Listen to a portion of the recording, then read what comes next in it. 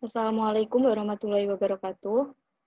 Pada kesempatan kali ini, kami akan mempresentasikan hasil kerja dari kelompok kami mengenai pemrograman prosedural yang merupakan materi pembelajaran pada mata kuliah pengantar pemrograman di program studi Teknologi Sains Data Universitas Airlangga. Next.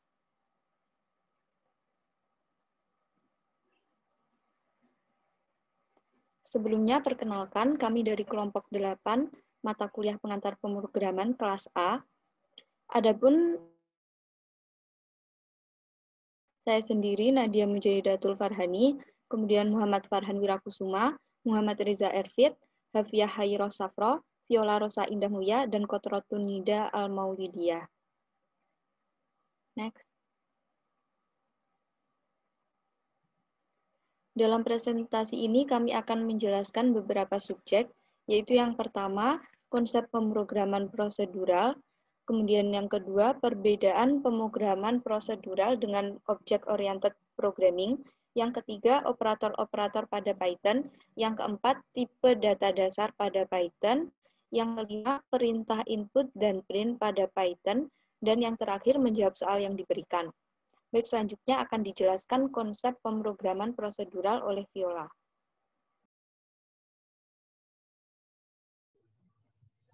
Di sini saya akan menjelaskan tentang konsep pemrograman prosedural.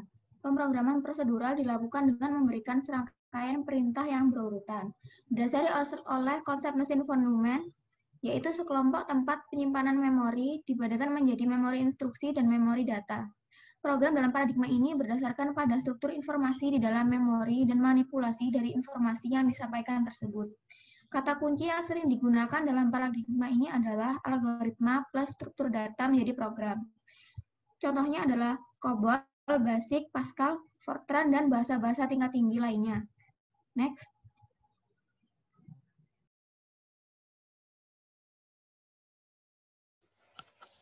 Terima kasih atas waktunya. Saya akan menjelaskan tentang perbedaan antara pemrograman berorientasikan objek dengan pemrograman prosedural.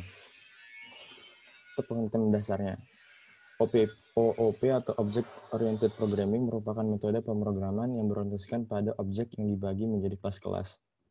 Sedangkan pemrograman prosedural, yaitu programming merupakan metode pemrograman yang memiliki prosedur tahapan atau urutan. Perinciannya, yaitu OOP memiliki pendekatan bottom-up, yaitu programmer membuat fungsi-fungsinya terlebih dahulu yang nantinya dapat digunakan seperti puzzle. Sedangkan untuk pemrograman prosedural, dalam metode ini suatu perintah dilakukan secara berurutan, urut dari atas ke bawah yang didasari oleh konsep mesin von Neumann, yaitu store program concept. Selanjutnya, metode untuk OOP biasanya digunakan pada program yang memiliki line lebih dari 100 atau rumit, karena setiap objeknya dapat bekerja secara independen. Untuk prosedural, metode ini biasanya digunakan untuk program yang sederhana, karena masih mudah dan tidak banyak melakukan perubahan yang berarti. Next. Baik, selanjutnya saya akan menjelaskan operator-operator dalam Python. Operator sendiri merupakan simbol-simbol yang digunakan untuk melakukan suatu operasi tertentu. Nah, dalam Python sendiri terdapat 5 operator, yaitu yang pertama operator penugasan, kemudian yang kedua operator aritmatika, kemudian yang ketiga operator pembanding atau operator relasi, yang keempat operator logika, dan yang kelima operator bitwise. Next. Baik, yang pertama operator penugasan.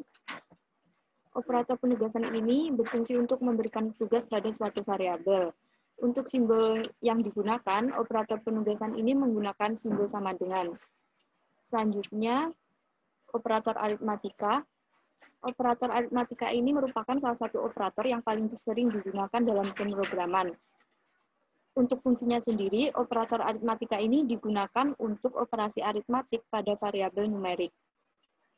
Untuk simbol yang digunakan, operator penjumlahan menggunakan simbol plus, operator pengurangan menggunakan simbol minus, operator perkalian menggunakan simbol asterisk, kemudian operator pembagian menggunakan simbol garis miring, lalu operator sisa bagi menggunakan simbol persen, dan operator pemangkatan menggunakan 2 simbol asterisk. Selanjutnya operator pembanding. Operator pembanding atau operator relasi ini digunakan untuk membandingkan dua buah nilai. Operator ini sering digunakan untuk membuat sebuah logika atau kondisi. Untuk hasilnya, operasi menggunakan operator pembanding ini berupa boolean yang hanya terdapat dua nilai, yaitu benar dan salah.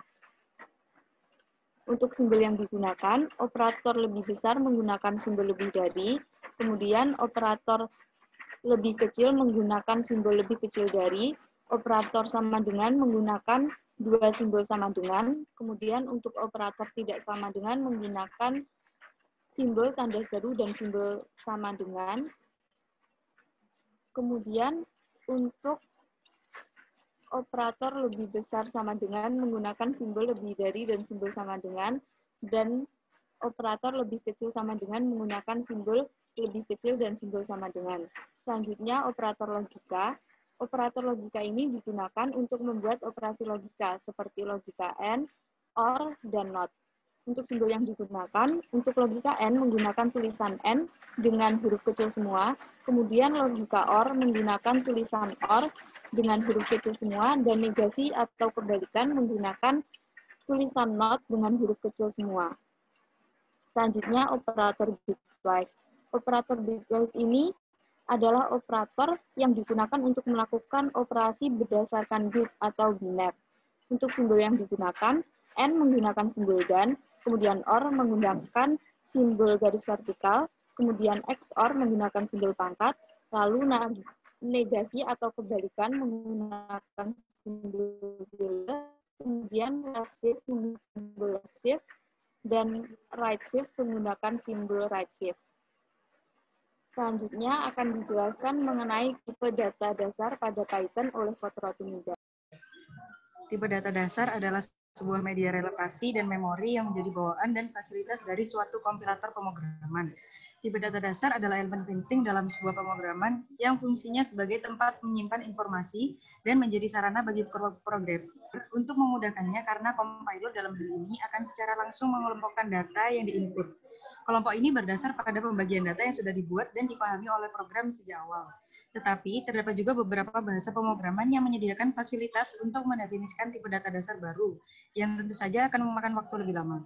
Maka dari itu, pemilihan tipe data dasar yang tepat pada pemrograman perlu diperhatikan supaya dapat menghemat memori, juga mempercepat proses pemrograman. Mengenai hal ini, Python menyediakan beberapa tipe data dasar yang cukup lengkap dan unik, yakni diantaranya integer, yang merupakan tipe data dasar paling sederhana dan paling sering digunakan, yaitu berupa bilangan bulat. Anggotanya merupakan bilangan negatif, bilangan netral, bilangan real, dan bilangan cacah. Yang selanjutnya, float. Tipe data float ini menyimpan memori bagi data-data berupa bilangan yang mempunyai koma dalam penulisan Indonesianya. Atau jika aturan internasional, maka terdapat tanda baca titik. Disebut juga bilangan desimal. Yang selanjutnya, complex number. Complex number berarti bilangan kompleks yang dalam hal ini adalah kelompok data yang merupakan gabungan dari bilangan real dan bilangan imajiner. Yang keempat, string. String adalah tipe data yang menyimpan array atau lirik berupa kata ataupun kalimat yang penggunaannya selalu dikelilingi tanda petik. Bisa berupa tanda petik 1, tanda petik 2, maupun tanda petik yang ditulis sebanyak 3 kali. Lumrahnya, yakni dengan 2 tanda petik. Ukuran dari tipe data string selalu menyesuaikan default-nya. Semakin besar kapasitas memori yang dimiliki program, semakin besar pula ukuran data string yang bisa digunakan. Selanjutnya, tipe data list. Tipe data list memiliki konsep data seperti rantai, sehingga dia dapat menyimpan berbagai tipe data sesuai kebutuhan. Oleh karena itu, tipe data list ini sering disebut dengan tipe data serbaguna. Pemakaiannya harus diletakkan di antara tanda kurung siku, dan setiap datanya dipisahkan oleh tanda koma. Selanjutnya, tipe data tuple. Pendefinisian dari tipe data tuple hampir sama dengan tipe data list. Namun yang membedakan yakni jika ada pememorian data list, isi dari data bisa diubah sewaktu-waktu sesuai keinginan programmer. Tetapi pada data tuple adalah data konstan yang isinya tidak bisa diubah, sehingga penulisan pertamalah yang masuk ke dalam memori data. Selain itu, cara pemakaiannya juga sedikit berbeda dari tipe data list menggunakan tanda kurung. Yang ketujuh, tipe dataset. Tipe dataset memiliki 2 sifat yang menonjol, yakni peletakan data tidak mempunyai ketentuan untuk berurutan atau unordered data, dan isi data tidak boleh ada yang sama. atau aturan unique value. Sehingga jika ada dua data atau lebih yang sama, maka program secara otomatis akan menghapusnya dan hanya menyisakan satu data saja.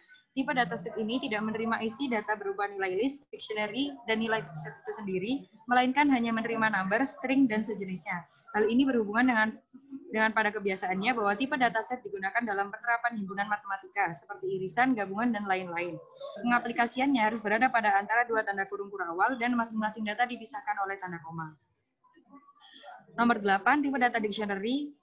Tipe data dictionary adalah tipe data yang berfungsi untuk menyimpan isi data yang pada masing-masingnya berupa petunjuk dan kunci, dengan kunci sebagai nilai indeks dari value di depannya. Dua komponen ini, peraturan penulisannya yaitu value, dipisahkan dengan tanda titik dua lalu key. Sedang secara keseluruhan, data dictionary ini ditulis antara kurung kurawal dan data dipisahkan dengan tanda koma. Yang terakhir adalah tipe data boolean, merupakan sebuah data dengan tipe yang setiap datanya hanya menunjukkan dua nilai, yaitu true atau false, atau secara nilai indeks adalah 1 atau 0. Oleh karena itu, memori yang dimiliki oleh tipe data boolean merupakan memori data paling kecil, karena hanya menyimpan dua nilai. Selanjutnya akan disampaikan oleh Muhammad Reza Efik. Terima kasih. Oke, terima kasih atas waktunya, Ratu. Seperti yang kita ketahui, ini kan struktur kode pada Python relatif sangat sederhana dan tidak terlalu rumit seperti pada Java ataupun C++. Selain karena memang mudah dibaca, Python juga termasuk pada high-level programming language. Python menyediakan banyak fungsi build yang bisa kita pergunakan. Salah satunya adalah yang berkenaan dengan fungsi input ataupun output. Fungsi bawaan untuk melakukan operasi output adalah print, sedangkan fungsi untuk melakukan operasi input adalah fungsi input. Fungsi input ini berfungsi menerima baris input dari user dan mengembalikannya dalam bentuk string. Input dapat didefinisikan sebagai masukan yang kita berikan ke program. Sedangkan fungsi print berfungsi untuk mencetak atau menampilkan objek ke perangkat keluaran atau ke file teks. Dan print ini sendiri dapat didefinisikan sebagai perintah untuk mencetak output dari sebuah program. Next. Oke, pada perintah input, ini akan berfungsi untuk menerima baris input dari user dan membalikannya dalam bentuk string. Agar program kita lebih interaktif nih, kita bisa meminta input atau masukan dari user. Python memiliki fungsi input untuk melakukan hal tersebut. Nah, sintaksnya bisa kita lihat di layar. Input, kita masukkan prompt. Prompt di sini bersifat optional, berfungsi sebagai string yang kita ingin tampilkan di layar. Agar inputnya tidak langsung hilang, maka harus disimpan ke dalam variabel. Nah, seperti contoh yang udah di layar, di sini kita lihat ada name sama dengan input, kita masukkan namanya. Artinya, teks yang kita inputkan dari keyboard akan disimpan ke dalam nama variabel itu sendiri. Nah, bila kita menginput bilangan, misalnya integer atau bilangan bulat, lewat fungsi input ini, maka hasil inputan tersebut adalah string dan bukan integer. Kita harus mengubahnya terlebih dahulu menjadi tipe integer menggunakan fungsi in. Begitu pula dengan tipe-tipe lainnya seperti fungsi yang sudah dijelaskan oleh Ratu sebelumnya.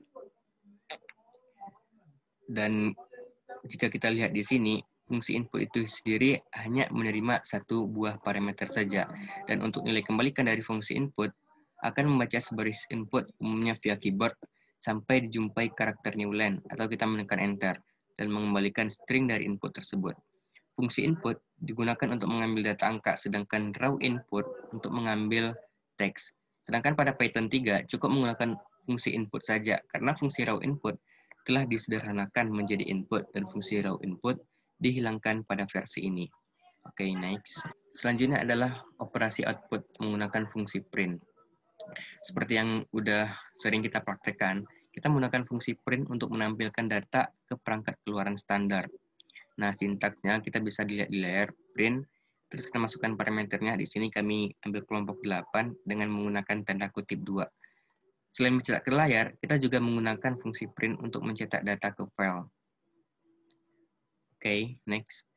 Sedikit tambahan juga ada perintah comment di sini. Kita menggunakan perintah comment dengan menggunakan tanda pagar dan kita ketikkan komentar.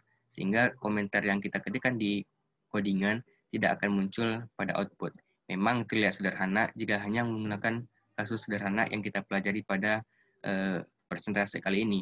Namun, Python tidak sesederhana itu. Biasanya kita juga menggunakan import library khusus jika sudah menyangkut masalah yang lebih kompleks. Dan untuk catatan, perlu kita ingat bahwa setiap print akan mencetak baris baru. Sekian. Next. Saya akan menjawab 3 soal yang diberikan di akhir slide PPT pemrograman prosedural yang telah diberikan oleh Bu Ika. Untuk soal pertama, sebuah program meminta user untuk memasukkan nama dan tanggal lahir, lalu output dari program tersebut adalah, halo, nama, umurmu hari ini adalah umur dalam tahun. Hal pertama yang dilakukan adalah mengidentifikasi input apa saja yang dibutuhkan. Kelompok kami meminta user untuk menginput nama, tanggal lahir, bulan lahir, dan tahun sekarang. Kami memasukkan pilihan tahun sekarang agar program ini dapat digunakan secara fleksibel, tidak hanya di tahun 2020 saja. Lalu untuk prosesnya, umur yang akan muncul dalam output didapat dari tahun sekarang dikurangi tahun lahir user, dan ketika di print akan keluar sesuai output yang diminta. Di situ kami mengambil contoh Renata yang lahir pada 21 Maret 2002 dan tahun sekarang adalah 2020. Sehingga output yang keluar adalah, halo Renata, umurmu hari ini adalah 18 tahun.